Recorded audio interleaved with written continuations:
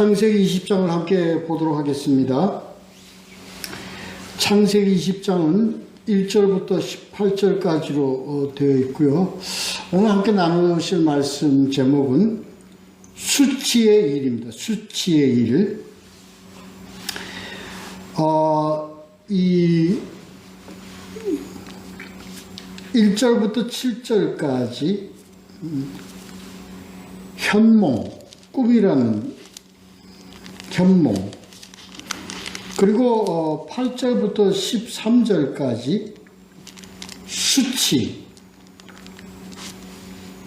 그리고 14절부터 18절까지 공전, 돈다는 얘기예요. 공전.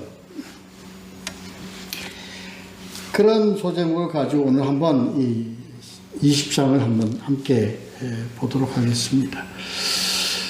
오늘 이 본 내용은요, 마치 12장에서 그 애굽 왕에게 아브라함이 자기 사례를 누이라고 속여가지고 한 그런 사건과 아주 흡사하고, 아니 거의 같은 흐름으로 전개되어 나가는 그런 내용입니다. 그러나 분명히 다릅니다. 그때 애굽에 내려가서 이 일을 당할 때는, 이런 사건이 벌어진 때는 아브라함이 75세 되었습니다. 지금 오늘 보는 20장의 이 사건은 아브라함이 99세 때, 그러니까 아마 그 사라가 잉태한 이후의 내용으로 봐야 되지 않겠나 봐집니다. 왜 그러냐면 18장에 그 세 사람이, 하나님의 세 사람이 와서 언약을 하고, 그리고 내년에 다시 오면 네가 아들을 가지리라, 뭐 이런 내용으로 한 이후, 그 다음에 소돔과 고모라가 다 멸망되어지고, 그 이후입니다. 그 이후에 지금 이 20장의 사건으로 봐서 여기는 그런 내용은 없습니다만 사라가 잉태한 이후가 아니겠는가 하는 걸로 짐작이 돼요. 그렇지 않다 하더라도 하여튼 그 이후 99세, 아브라함이 99세 때 이 일이 벌어진 내용 분명히 다릅니다. 그러나 마치 중복되는 것처럼 이 사건이 같은 흐름으로 전개되어 나아가는 그런 내용입니다. 이 사건은 1절에 나와 있듯이 가데스와 술 사이의 그랄이라는 곳으로 지금 아브라함과 그 가족들이 이동을 합니다. 이 그랄은 사해에서 그 지중해 연안 쪽으로 많이 서쪽으로 떨어진 지역입니다.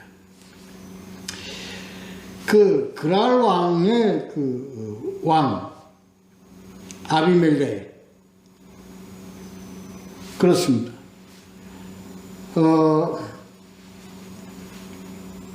지금 아마 서쪽으로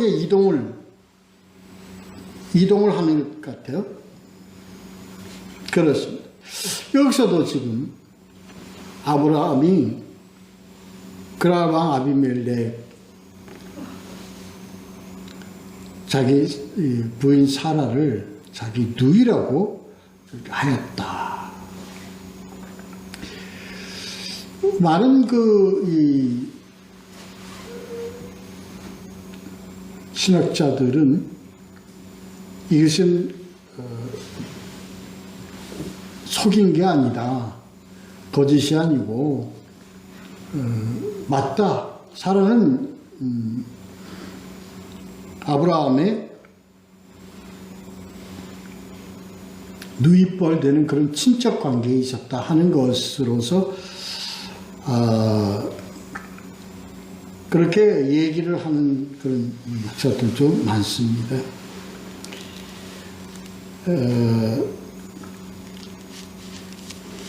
근데 사건의 본질, 어떤 의미, 그리고 이것이 어떤 큰 어떤 그런 의미로서의 어떤 그런 아브라함의 큰 가오였는가를 이 전체 내용에서 우리가 깨달아야 합니다.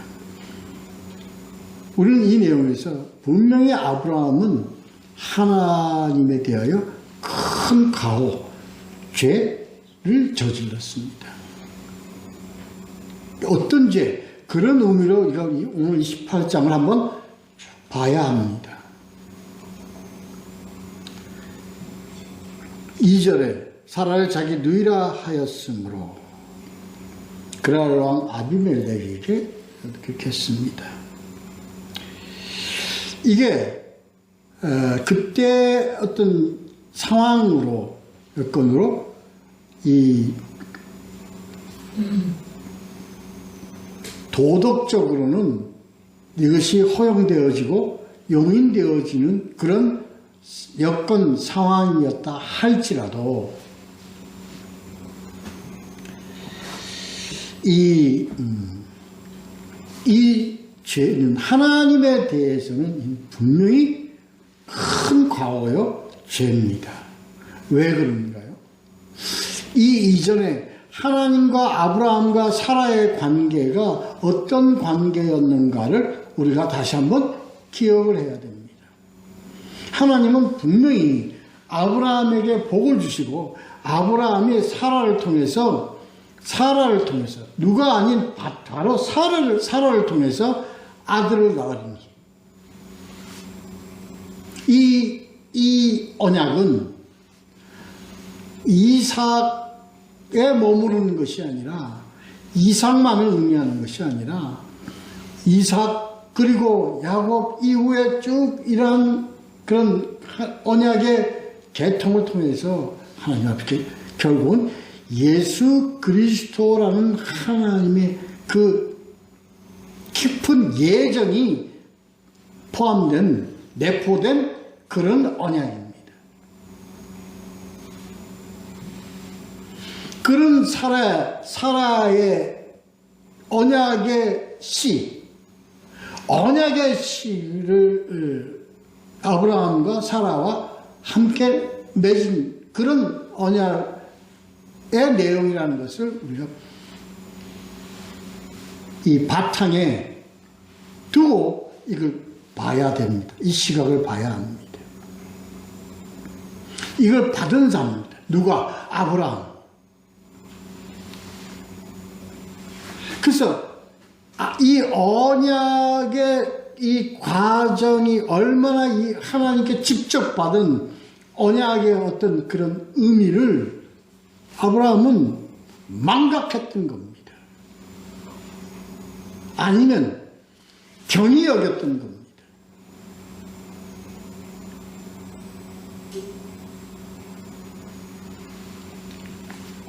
혹자들은 이 아브라함 시대와 상황과 그 모든 것을 다 들어서 아브라함을 면피시키는 죄를 지은 것이 아니라고 하는 변호하는 의미의 그런 많은 내용들이 설교를 하지만 저는 그렇게 생각하지 않습니다. 이건 아브라함이 하나님을 엄청나게 하나님의 뜻과 하나님의 의도와 하나님의 길을 가로막는 역할을 했다는 것을 그래서 오늘 제목이 숙취의 길입니다.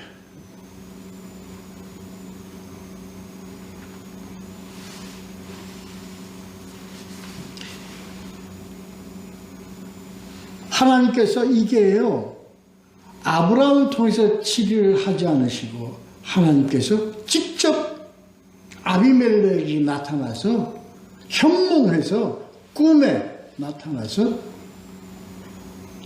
이걸 막는 그런 다급함, 하나님의 그 간섭, 이것을 봐서도 이게 얼마나 중요하고 하나님 관점에서 이 일이 얼마나 큰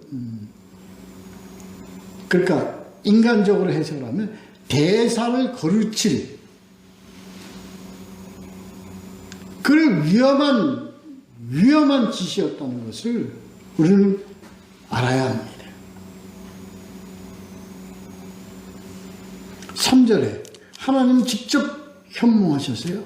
아니라 하고 가로막는 그런 내용입니다. 현몽 그리고 꿈, 여기서 두 가지가 다 얘기가 나옵니다. 같은 의미로 봐야 되지만 우리가 엄격하게 좀 다르게 본다면 현몽이라는 것은 하나님이 꿈을 통해서 직접 현현한 방법입니다. 그렇죠? 아비멜렉에게 어떠한 방법의 현현이 이루어졌는지 우리는 모르겠습니다. 그러나 음성으로 현현하시든 어떤 것을 현현하든 상징적인 어떤 형체를 현현하시든 간에 하여튼 직접 하나님이 현현하셨다는 거예요. 어디에? 꿈에. 그래서 현몽이랍니다. 그 구약에서 그 성경에서 이 꿈 얘기가 참 많이 나옵니다. 어떤 때는 현몽으로 표현될 때도 있고 어떤 때는 꿈으로 표현될 때도 있습니다. 그래서 현몽과 꿈을 같은 의미로 봐야겠지만 엄밀히 저는 좀 구분을 할 필요가 있다고 봅니다. 현몽은요, 음성으로든 다른 어떤 형체로든 직접 대면하는 형태를 취하는 게 현몽이라고 보는 거죠. 꿈은요, 꿈은 우리 구약에서 창세기 또 다른 어떤 내용을 보면 꿈을 해몽하는 요셉이나 누구 통해서 꿈을 해몽하는 그런 내용들을 많이 봅니다. 왜 해몽이냐? 꿈을 뭘로 보여줍니까? 상징으로 보여주는 꿈이었기 때문에 그걸 해몽한다는 그런 것이 따르는 거죠. 이와 같이 꿈은 직접 대면이 아닌 상징적인 어떤 그런 비유의 어떤 의미로 나타나는 그런 차이가 있다고 봐집니다. 여기서 지금 보면 그건 분명히 직접 나타나셔서 하나님이 아비멜렉에게 그 말씀하시는 그런 내용으로 여기서 묘사가 되고 있습니다. 이걸로 봐서도 이것은 하나님께는 상당히 다급하고 빨리 절제시키거나 빨리 이것을 정지시켜야 될 필요가 있으셨기 때문에 이런 방법을 택하신 걸로 우리는 이해를 해야 될 것입니다.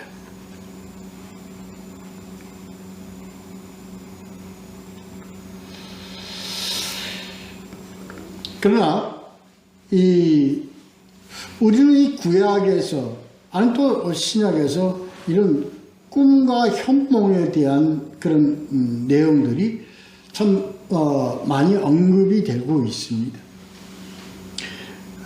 저는 이것을 가지고 여러분께 다시 하는 그 어떤 경계심을 여러분에게 드렸으면 하는 마음이 있습니다. 구약의 이 꿈과 현몽, 그리고 신약에서 간혹 나오는 현몽과 꿈에 대한 이런 모든 내용들은 하나님이 어떠한 방법으로 하나님이 직접 하나님의 사람이나 혹은 이방인들하고 같이 어떤 대면하는 아니면 어떤 상징적인 의미를 주기 위한 특별한 한 방법으로 우리가 이해를 할 수 있습니다. 그런데 요즘 오늘 신약 시대에 우리가 이것을 하나님께서 특별히 우리 대면하는 방법으로 지금도 하신다는 의미로 이것을 상당히 사모하거나 중요하게 여기는 어떤 그런 우리 믿는 자들이 상당히 많기 때문에 저는 여기서 조심해야 된다. 이것은 하나님께서 계시의 한 방법입니다. 계시의 한 방법인데 오늘날에 하나님께서 우리가 분명히 알아야 될 것은 오직 하나님은 무엇을 통해서만 계시를 하시느냐? 성경을 통해서만 계시를 하신다. 기록된 말씀을 통해서만 계시하신다는 것을 잊으셔서는 안 됩니다. 하나님의 음성도 그렇습니다. 구약이나 신약에 하나님이 직접 음성으로 교통하는 그런 내용들이 가끔 나옵니다. 이것을 중요하게 여겨서 오늘날에도 하나님의 음성을 직접 듣고 하나님이 직접 음성으로 들려주셨다고 얘기하거나 간증하거나 이런 예가 상당히 많습니다. 단언코 저는 여러분에게 말씀드립니다. 이게 모두가 다 거짓입니다.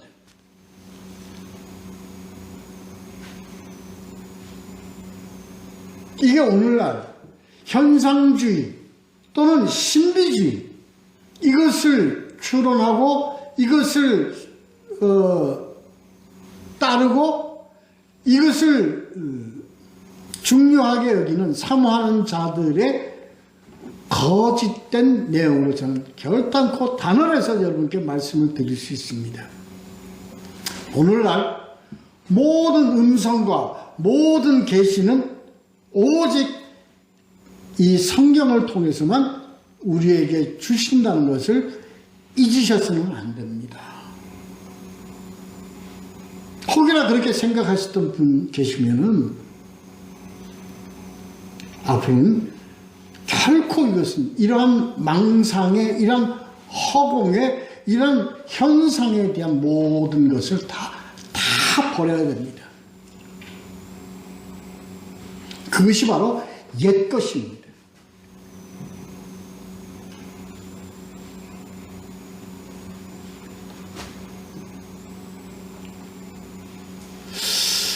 중요한 내용입니다. 이거 중요한 내용입니다. 오늘날에는요, 하나님이 주시는 이 성경의 말씀 안에 하나님께서 일하시고 역사하시고 하나님께서 이것을 이루어 나가시는 그런 예정이지 그 외에 다른 어떤 방법으로 다른 어떤 그런 우리 신앙과 우리 관계된 모든 역사를 이루어 나가신 결코 아니라는 것 중요하게 생각해야 되고 이것을 바로잡아 우리는 신앙의 길에 우리 나아가야 할 것입니다. 잊어서는 안 됩니다. 그렇습니다. 왜 그러냐면 그래서 이 성령에 대한 의미를 우리는 바로 깨달아야 된다. 성령의 역사라는 것은 무엇이냐? 하나님이 하시는 성령의 역사는 무엇이냐면 바로 이 계시된 하나님의 말씀이 우리에게 그대로 생명으로 우리를 인도하는 그러한 일, 이게 하나님의 일이십니다. 말씀 외, 말씀 밖에 또 다른 어떠한 수단과 방법으로 이렇게 하시는 것 아니라는 것을 그 신약에서 이걸 계속 강조하십니다. 믿음은 들음에서 나요. 들음은 하나님의 말씀으로 인합니다. 이거의 참된 의미로 우리는 바로 알아야 됩니다. 그렇습니다.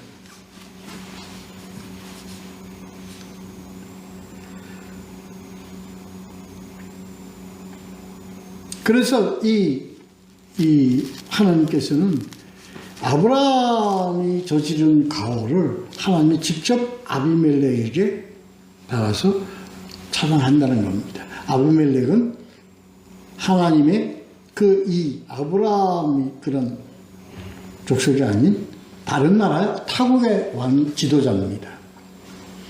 이것은 우리는 이런 의미를 또 알아야 됩니다. 하나님께서는 하나님의 백성하고만 관계를 맺고 가신다는 것 결코 아니라는 것 알아야 합니다. 오늘날도 하나님은 항상 다른 이방인들, 크리스찬이 아닌 다른 백성들도 하나님께서는 관여하고 계시다는 것을 우리는 알아야 합니다. 때로는 그들을 용서하시고, 때로는 그들을 품으시고, 때로는 그들에게 경계하시고, 때로는 그들을 징벌하시고, 이러한 관계로 이 모든 세상, 유대인이나 헬라인이나 모두를 다 하나님께서 직접 치리하시고 인도해 가신다는 걸 우리는 알아야 합니다. 이런 의미를 우리가 갖고 이 하나님의 세계를 우리가 이해해야 할 것입니다. 그렇습니다. 그 내용은 이제 나타나서 하나님께 하시는 내용은 우리가 성경 속에 나타나는 그대로입니다. 거기서 보면 이 여인은 바로 아브라함의 아내라는 것을 말씀하시고 건드리지 못하게 합니다. 이 의미, 왜 그럴까요? 하나님이 왜 이렇게 하셨을까요?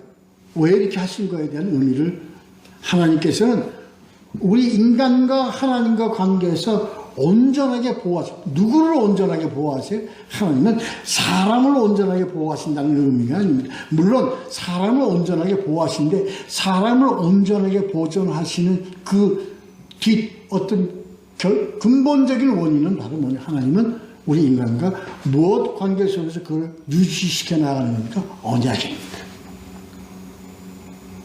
언약 때문입니다.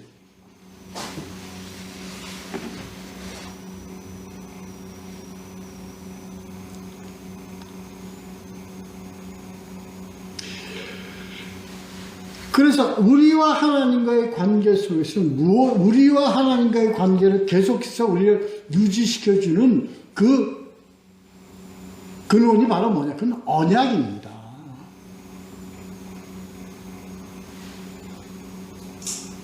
왜 하나님이 이렇게 간섭하시죠? 아비멜렉에게 나타나서 경고하시고 너 이렇게 정지시키게 하시죠? 언약 때문입니다.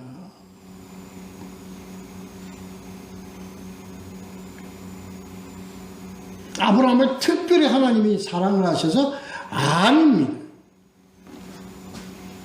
무엇 때문에? 아브라함과 맺은 언약 때문입니다. 저는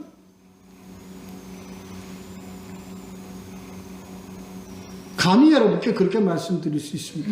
아브라함 지금까지의 내용으로 봤을 때 아브라함이 하나님께 사랑받을 만한 이유가 없습니다.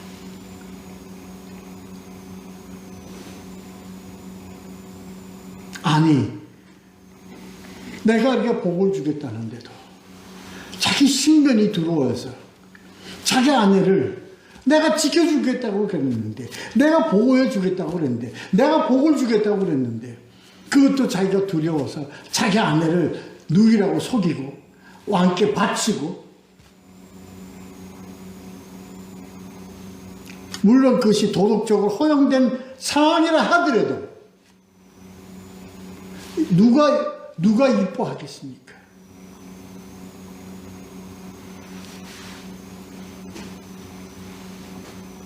나 같으면 그냥 버려버립니다. 이게 누구를 어찌 그런데 하나님께서 왜 붙들고 가세요? 왜 붙들고 가세요? 언약 때문입니다. 하나님께서 세우셨기 때문에, 이건 하나님이 언약 때문에 이런 짓을 해도, 그것도 한 번입니까?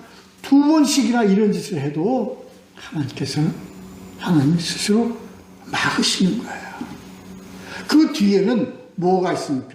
하나님의 수치가 있습니다. 내가 여러 번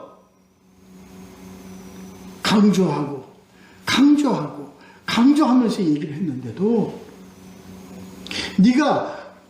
내가 준 복의 씨를 품는 그 아내에게 그 아내를 왕에게 갖다 바쳐?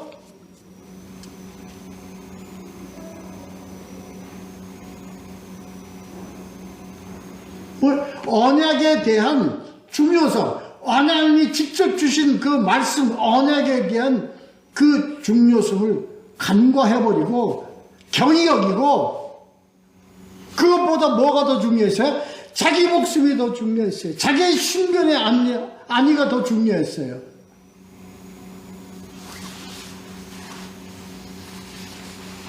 야, 이 아브라함 같은 놈아.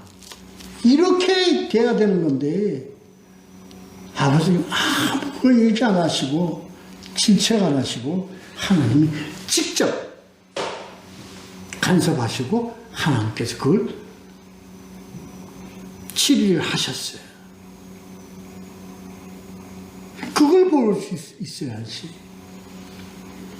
우리가 그랬어요. 아브라함과 같은 무슨 믿음의 조상과 같은 믿음을 뭐가 믿음이에요, 뭐가.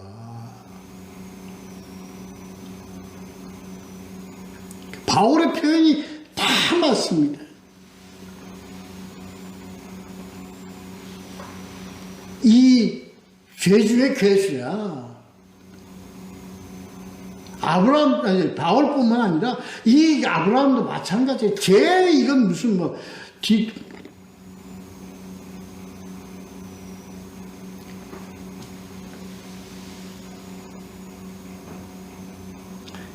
우리에게 이 본문의 내용의 의미를 참 잘 알아야 됩니다. 이럼에도 불구하고 하나님이 아브라함을 복 주셨기 때문에 감싸고 보호하시고 지키시고 이기서 아브라함은 위대한 믿음의 조상이라고 아브라함은 믿음의 조상이라면 아브라함이 믿음의 조상이 될 만한 자라서 믿음의 조상을 시킨 게 아니고 하나님이 그렇게 택하셨기 때문에 믿음의 조상이 된 거예요. 그런 죄인이었어요. 아담이 죄인인 것과 하등 다를 게 없습니다.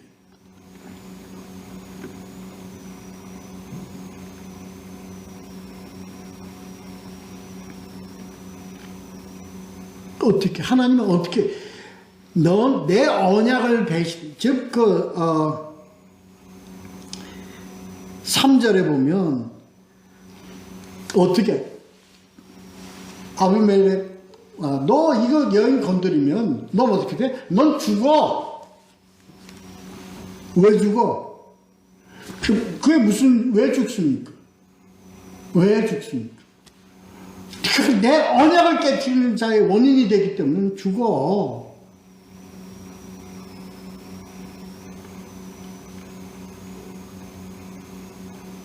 언약을 거스림은요, 사망에 이르게 하는 길입니다.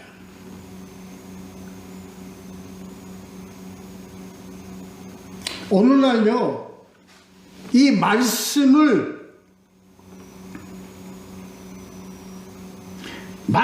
변질시키고 말씀을 어기고 말씀을 수치롭게 만드는 자는 뭐에 해당되어지는 거예요? 사망에 해당되어지는 겁니다.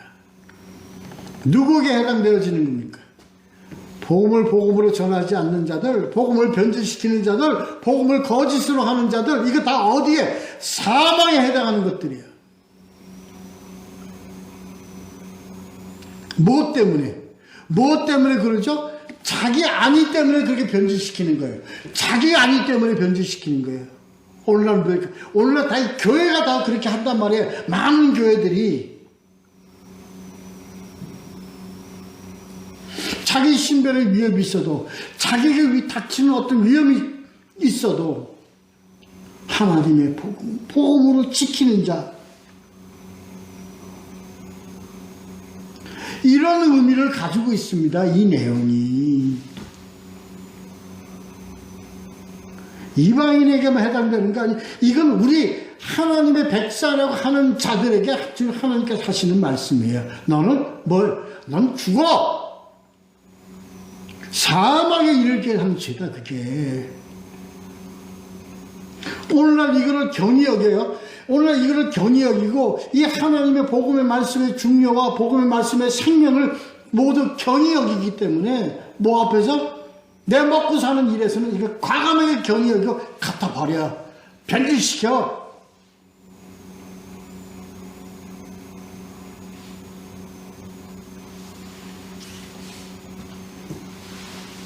그래서요, 예수 그리스도를 그냥 무당정의로 만들어버리고, 예수 그리스도의 이름을 가지고 온전히 기복주의로 만들어버리고, 이렇게 되는 거예요. 이렇게 되는 거예요. 팔아버리는 거예요, 복음을.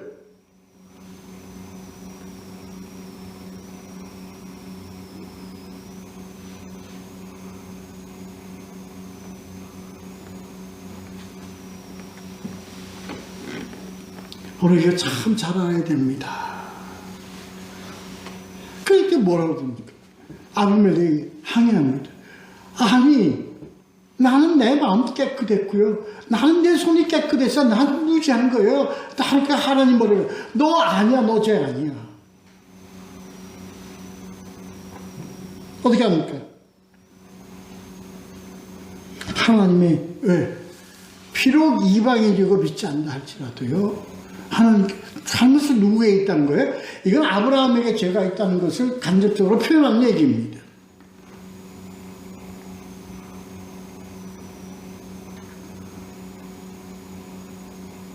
이 6절 한번 보면 6절.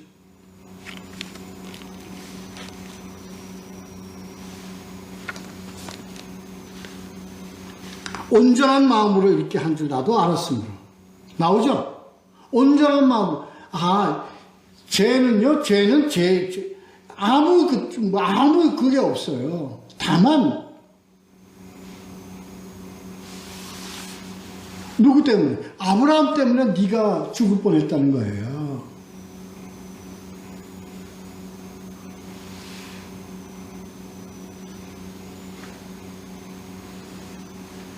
하나님께서는요, 복음을 모르고 복음을 알지 못하는 자들은 죄라고 죄인이라고 보지 않습니다. 그들은 하나님이 앞으로 그들을 생명의 대상자로 생각을 하시지 적대자야 원수자로 보지 않습니다.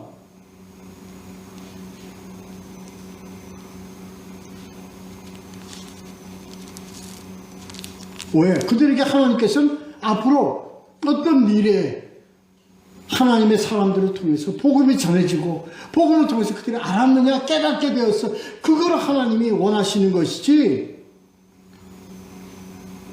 지금 복음 모르는 자를 갖다가 우리는 다 그렇게 생각하잖아요. 예수 안 믿는 자들은 다 죄인이고 다 불구덩이에 들어간다고 그렇게 지금 판단하고 있잖아요. 그렇게 판단하는 그리스도인들을 두고 하나님께서 그게 너다 이렇게 얘기하는 겁니다.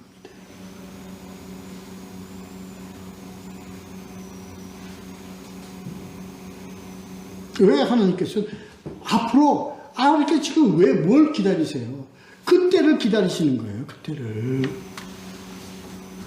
그래도 말이지. 지금 나는 내가 지금 교회 나오고 그래도 성경책 끼고 다니다고 그래서 나는 하나님께 가는 자야. 나는 이렇게 가는 자야. 너는 이미 지옥이야. 이게 뭡니까? 오늘 여기는 하나님의 수치예요. 수치입니다.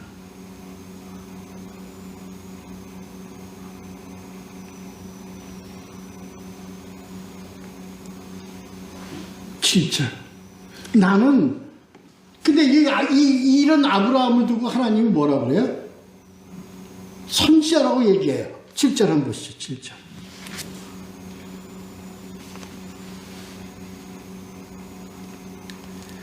그는 선지자라. 그가 너를 위하여 기도하리니. 이게 하나님께서 아브라함과 이 하나님과의 관계 아시죠? 아니, 이 관계가 누구와 누구와의 관계? 우리와 하나님과의 관계입니다. 우리는 죄인이에요. 뭐 하는 죄인이에요? 하나님을 매일매일 배신하는 죄인이에요. 그런데 무엇 때문에 하나님은 우리를 교회라고 그러시죠? 교회라 그러시는 이유가 뭐예요? 나는 죄인이지만 우리에게 하나님이 뭐를 주셨기 때문에 복음 말씀을 주셨기 때문에 하나님은 우리를 교회라 그러시는 거예요. 그때는 뭐예요? 선지자야. 왜? 언약을 맺은 자기 때문에, 언약을 준 자기 때문에. 이걸 우리가 지금 알아야 됩니다. 이걸 알아야 됩니다. 우리가 잘나서 우리가 뭔가 특별한 무슨 죄에 있어서 특별히 선택을 받았어요? 천만의 말씀. 우리는 무익한 종이에요. 다만 하나님께서 우리에게 뭐를 맡기셨어요? 복음을 맡기셨기 때문에 우리는 교회예요. 그런데 맡긴 그 복음을 우리가 뭐하게 여겨? 경히 여겨. 맡긴 복음을 우리는 아무 데나 갖다 버려. 세상에 타협시켜버려. 기복주의에 그걸 써먹어. 무당짓 하는 거에 이 복음을 팔아먹어.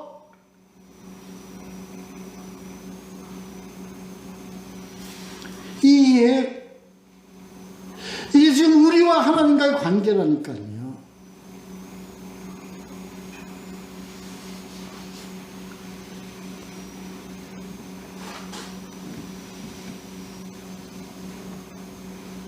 그 뒤에 그래서 이 두 번째 단락에 보면 8절부터 13절까지 그 아브라함의 변명이 나오잖아요.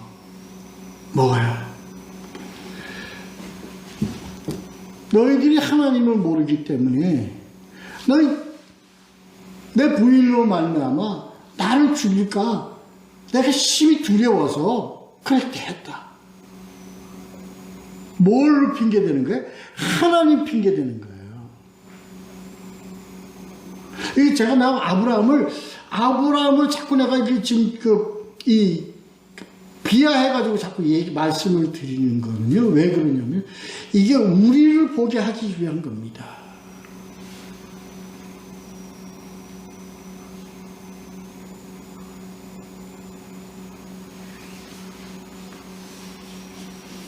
그리고 나중에 핑계를 누가 핑계? 하나님 핑계대는 거예요. 저 사람들은 하나님을 모르는 사람들이기 때문에 저 사람은 예수를 안 믿기 때문에 우리를 해야 한다. 우리를 뭐 한다. 하나님 그렇게 보세요. 지금 아비멜렉은 그렇게 되어 있어요? 아니잖아요. 네가 온전한 마음으로 그런 줄 내가 안다. 그런 아브라함 하나님이 수치. 그걸 하나님이 지금 가려주시는 거예요. 하나님의 수치를 하나님이 가려주시는 거예요.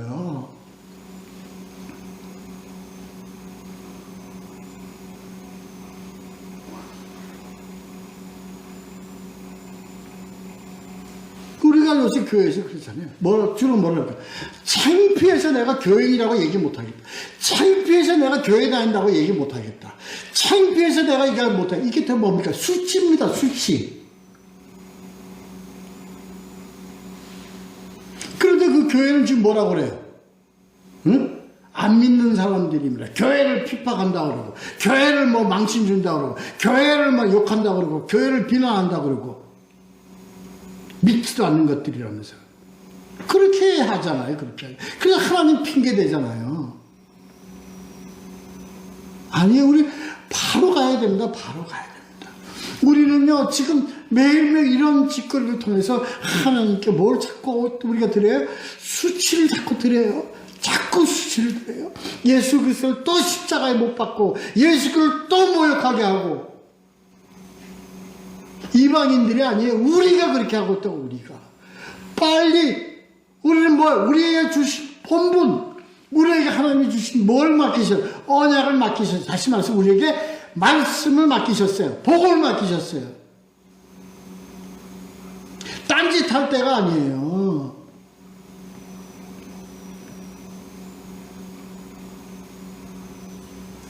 이게 때가 시급한 거예요. 이게 때가. 그리고 하나님이 지금 세상 속에서 지금 믿지 않는 자들을 지금도 기다리고 그들을 원하고 계시는데 우리는 그들을 세상 것들이라고 욕하고 비방하고 우리는 오만 배신의 짓거리를 다 하면서 그게 두 번째 단락입니다. 그래서 두 번째가 소제목이 수치입니다. 우리가 우리를 돌아봐야 됩니다. 오늘날 우리 교회가 이것을 돌아봐야 됩니다. 우리가 지금 하나님께 수치라는 이것을 우리가 하나님께 영광이 아니라 영광이죠. 영광 좋아하네. 이런 수치의 덩어리를 매일매일 하나님께 우리가 드리는 짐을 지우는 그런 짓을 저지르고 있지 않는지 우리는 빨리 돌이켜봐야 합니다.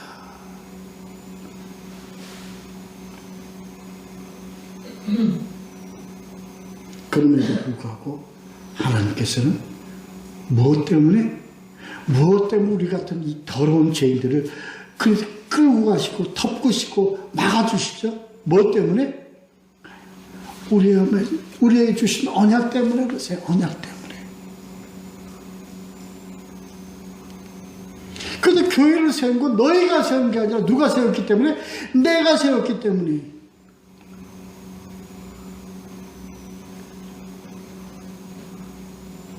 내가 이 중 수치를 당해도 내가 기꺼이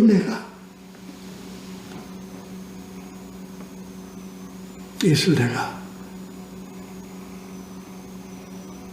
잡아 이끌어 가고 있다. 이 하나님의 심정, 이 하나님의 어떤 그런 기술은 우리가 참 무겁게 받아들이고 이제라도 우리는 하나님의 복음을 복음으로 하나님의 언약을 언약으로 우리는 지키고 전하고 그리고 복음의 이 속성 생명을 위해서 우리는 달려가야 합니다. 수고해야 합니다.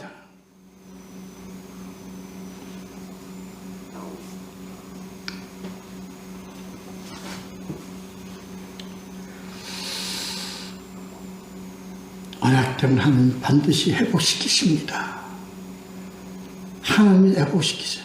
우리에게 맡기지 않고 하나님이 회복시키십니다.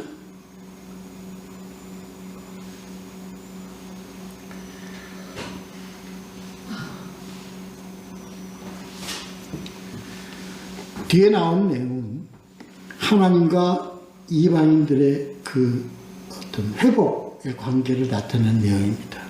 그래서 아비멜렉은 저에게 은천개를 주고 은천개는 1000세겔 주어서 우리 과오를 서로 덮어버리자.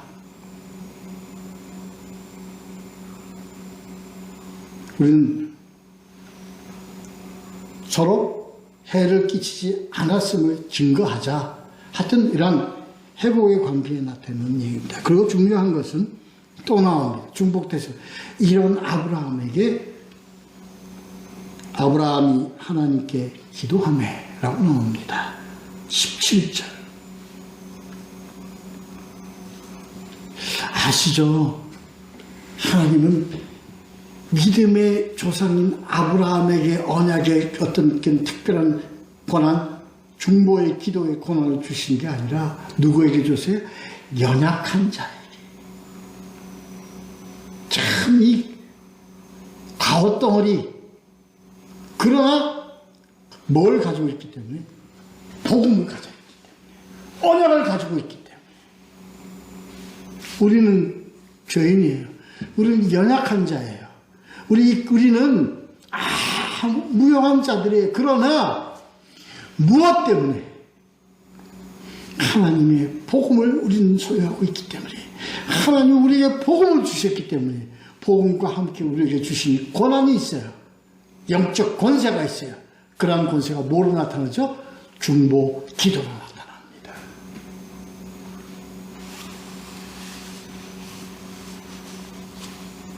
구약엔 선지자, 오늘날은 교회입니다. 이러한 믿음과 자신을 알고 하나님께 온전히 드려